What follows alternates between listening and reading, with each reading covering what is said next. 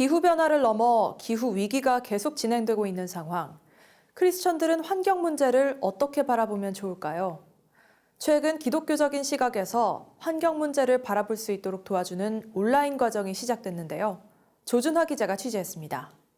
산림과 산호초가 사라지고 전 지구적 오염 문제가 발생하고 있으며 지구의 온도는 전에 없이 빠르게 올라가고 있습니다.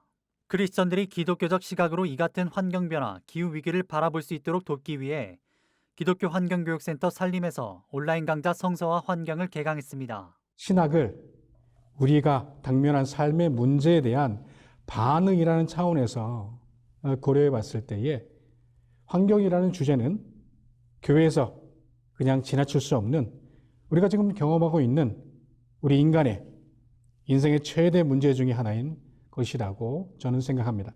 생태성서 연구원으로 섬기고 있는 신현태 목사가 강사로 나서며 강좌는 성서의 관점뿐 아니라 기독교 전통에서 이해하는 환경, 그리고 목회자들과 신학자들의 환경에 대한 입장 등에 대해서도 다룹니다.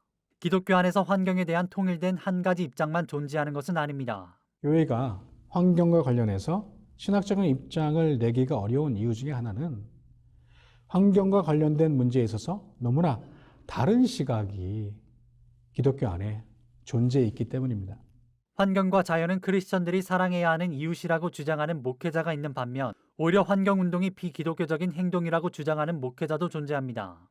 신 목사는 개신교 내에서 생태신앙 논의가 어려운 이유 세 가지에 대해서도 나눴습니다. 먼저 자연을 숭배하는 정령신앙으로 변질될 위험성이 있기 때문입니다. 자칫 생태신학을 연구하다가 자연을 숭배하는 정령신학으로 빠질 위험성이 내포되어 있기 때문입니다. 가이아 이론과 같이 지구나 어떤 특정한 자연을 지구의 거주자들을 먹여 살리는 어머니로서의 지구로 인식하여서 어떤 자연을 신격화시킬 위험이 있다는 것입니다.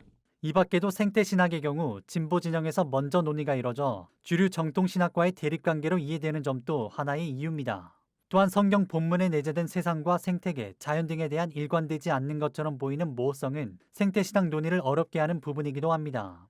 예를 들어 성경 속에는 주의 날과 관련된 우주적인 파멸 등의 모습이 담겨 있기도 하지만 우주적 회복의 모습이 보여지기도 하는 겁니다. 성서 본문은 우리들에게 지구 또는 이 세상의 미래에 있어서 하나의 관점으로 일관되게 우리들에게 제시하는 것이 아니라 다른 시각의 종말론적 비전들을 여러 시각의 종말론적 비전들을 우리들에게 보여주고 성서와 환경 강좌는 1강 인류가 처한 환경 위기와 개신교 전통에 대한 도전을 시작으로 환경 문제에 대한 다양한 접근법, 개신교 창조론과 종말론 등에 대해서도 다루며 올해 부활 주일 직전까지 진행됩니다. CGN 투데이 조준하입니다.